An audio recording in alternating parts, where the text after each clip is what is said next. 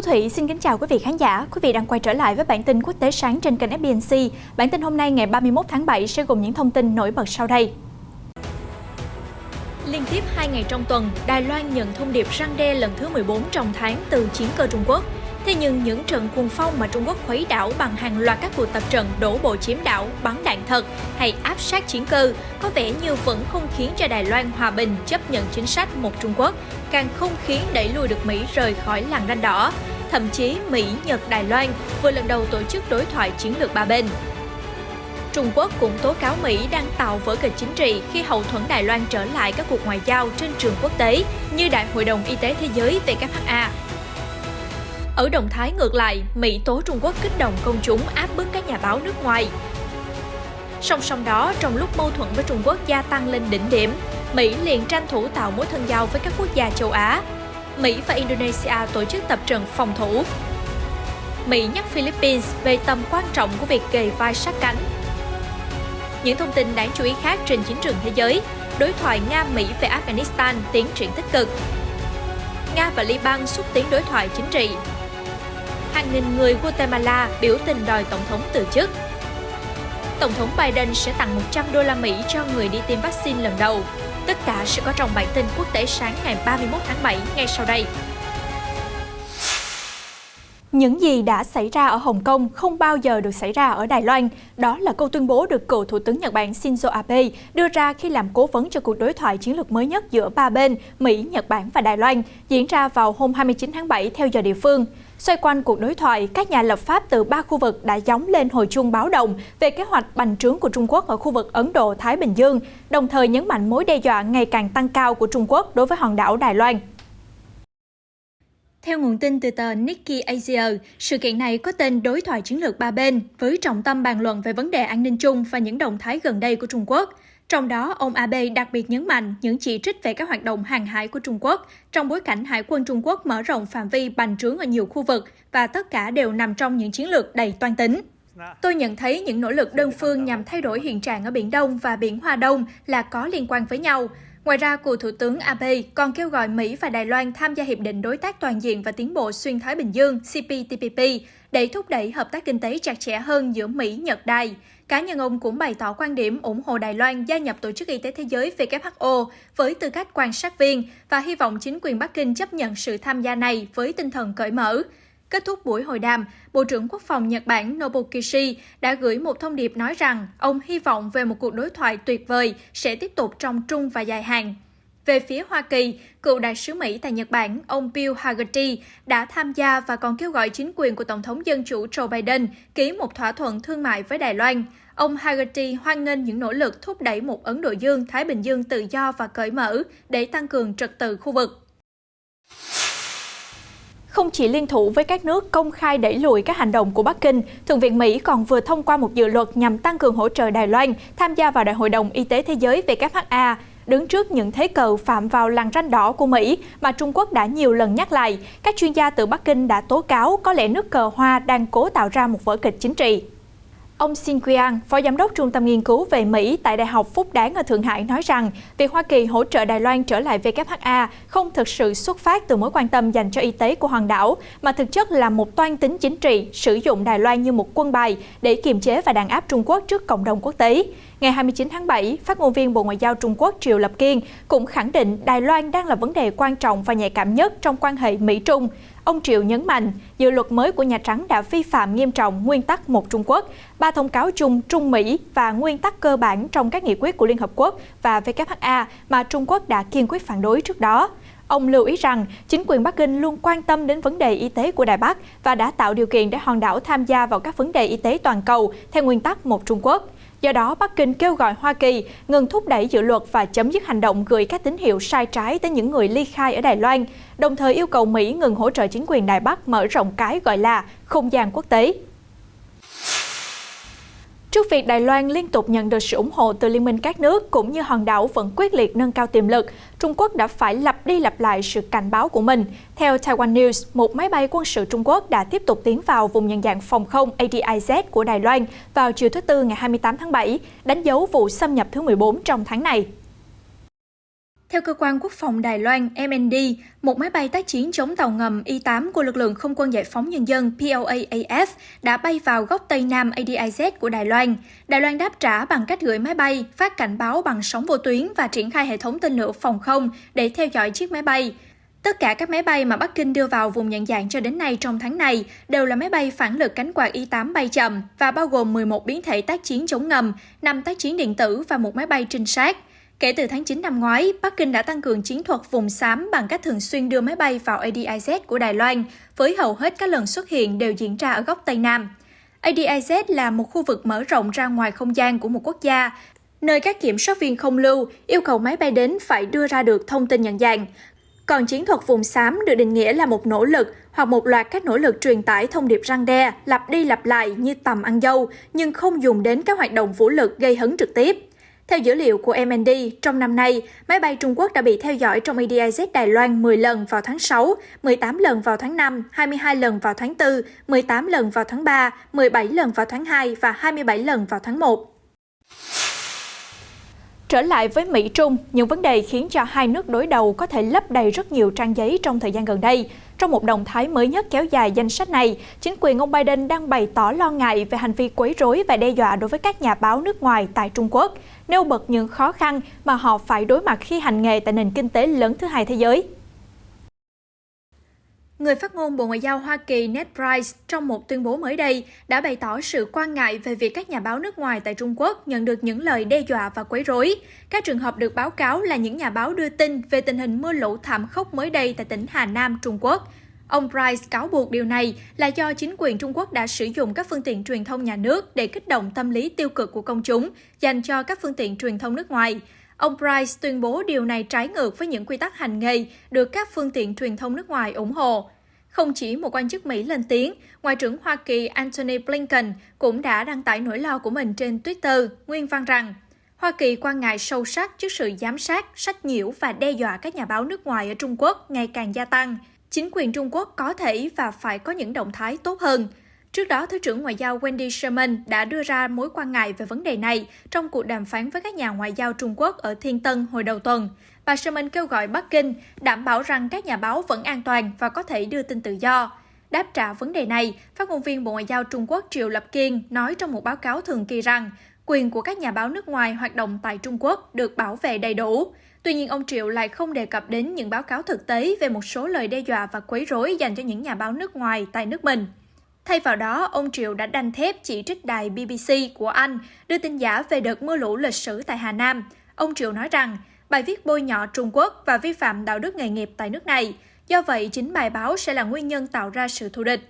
Trong khi ở phía ngược lại, BBC khẳng định các phóng viên thường trú tại Trung Quốc đã bị săn đuổi và công kích cả trên mạng lẫn ngoài đời. Chưa kịp nghĩ cách hóa giải các thế cờ do Mỹ dẫn đầu, Trung Quốc lại tiếp tục được xướng tên trong báo cáo mới nhất của Giám đốc Chính sách Đối ngoại Liên minh châu Âu. Được biết, báo cáo đã đánh giá mối quan hệ hiện tại của EU với Trung Quốc, từ đó lên kế hoạch cụ thể cho các đối sách của EU với ông lớn châu Á trong thời gian tới. Giám đốc Chính sách Đối ngoại Josep Borrell thông báo sẽ xem xét lại mối quan hệ ngoại giao giữa Liên minh với Trung Quốc.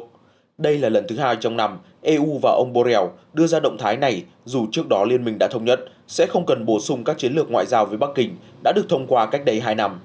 Hai quan chức ngoại giao cấp cao của EU cho biết khối này đã chịu nhiều áp lực từ Trung Quốc cũng như một số nước thành viên, khiến cho khối chưa thể gạt bỏ định kiến Bắc Kinh là một đối thủ đáng gờm. Ông Borrell không tiết lộ yếu tố này có ảnh hưởng đến quyết định tái cân nhắc mối quan hệ EU-Trung Quốc của mình hay không. Liên minh châu Âu cũng đang muốn khôi phục hội nghị thượng đỉnh EU-Trung Quốc vốn diễn ra thường niên nhưng đã bị hoãn lại do đại dịch. Cuộc họp sẽ có sự tham gia của những người đứng đầu hội đồng và Ủy ban châu Âu và Thủ tướng Trung Quốc Lý Khắc Cường. Tuy nhiên, cho đến nay, Bắc Kinh vẫn từ chối lời đề nghị tái khởi động đối thoại với EU. Ông Josep Borrell cho biết sẽ trình bày bản báo cáo phân tích mối quan hệ của Liên minh phương Tây này và Trung Quốc với Ủy ban châu Âu và Hội đồng châu Âu. Từ đó, sẽ cân nhắc có cần thiết xem xét lại chiến lược đối ngoại hiện tại hay không. Một quan chức cấp cao EU cho rằng cần phải tạo ra một số thống nhất giữa các thành viên EU trong việc ngoại giao với Trung Quốc.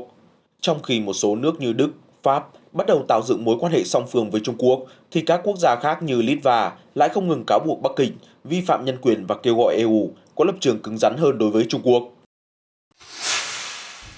Thưa quý vị, trong lúc mâu thuẫn với Trung Quốc gia tăng lên đỉnh điểm, Mỹ liền tranh thủ tạo mối thân giao với các quốc gia châu Á.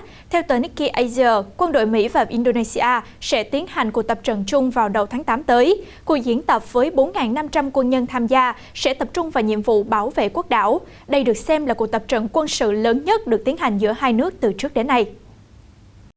Các cuộc tập trận sắp tới là một phần của cuộc tập trận lá chắn Garuda do quân đội Washington và Jakarta tiến hành hàng năm trong hơn một thập kỷ qua.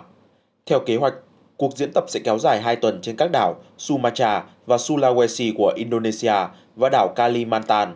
Mỹ sẽ điều động 2.282 binh lính và Indonesia cử 2.246 quân.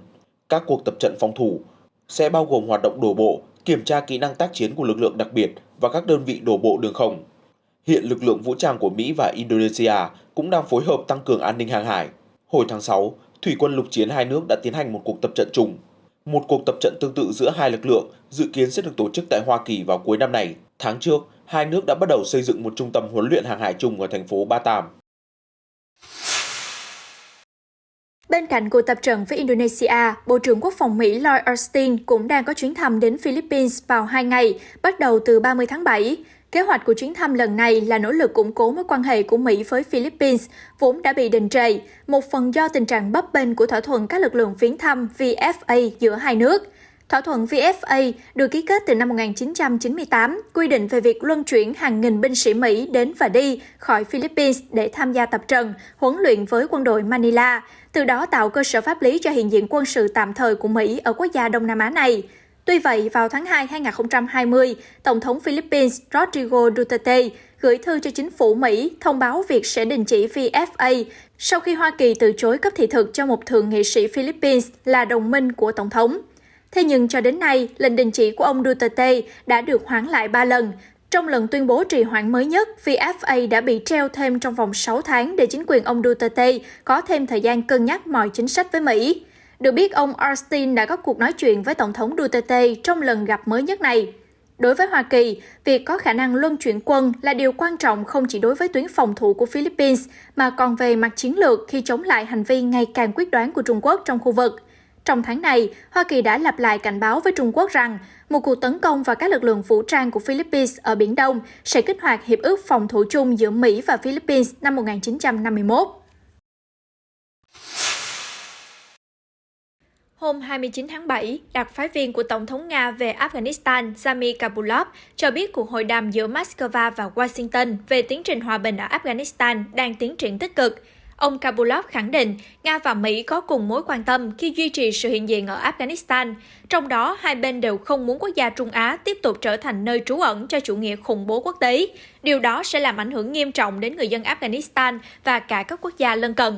Nhà ngoại giao cấp cao cũng nhấn mạnh việc Hoa Kỳ rút quân khỏi Afghanistan không còn là vấn đề nổi cộm nữa, vì quân đội Mỹ đã sắp hoàn thành tiến trình triệt thoái. Điều Nga quan tâm hiện tại là sự bình ổn của Kabul, làm sao giúp quốc gia này xây dựng một nhà nước độc lập và tự chủ. Ngày 14 tháng 4, Tổng thống Mỹ Joe Biden cho biết ông đã quyết định chấm dứt vai trò của quân đội nước này ở Afghanistan. Đây là chiến dịch quân sự ở nước ngoài dài nhất trong lịch sử nước Mỹ. Việc lui binh bắt đầu vào tháng 5 và dự kiến sẽ hoàn thành vào cuối tháng 8. Thưa quý vị, mới đây Bộ Ngoại giao Nga cho biết đặc phái viên của Tổng thống Nga về các vấn đề ở Trung Đông và châu Phi Mikhail Bodanov đã có cuộc điện đàm với Thủ tướng Liban Najib Mikati về các cách thức thúc đẩy đối thoại chính trị giữa hai nước. Theo đó, đại diện Moscow và Beirut đã đề cập đến một số vấn đề cấp bách liên quan đến việc thúc đẩy quan hệ hữu nghị giữa Nga và Liban, bao gồm các giải pháp tăng cường đối thoại chính trị và thúc đẩy hợp tác song phương. Trong đó, hai bên đặc biệt chú trọng đến việc mục tiêu giúp quốc gia Trung Đông khắc phục các vấn đề kinh tế xã hội đang hiện hữu. Hôm 26 tháng 7, Tổng thống Liban đã bổ nhiệm ông Mikati làm thủ tướng và ra lệnh cho ông gấp rút thành lập một chính phủ mới để sớm giải quyết các cuộc khủng hoảng của đất nước.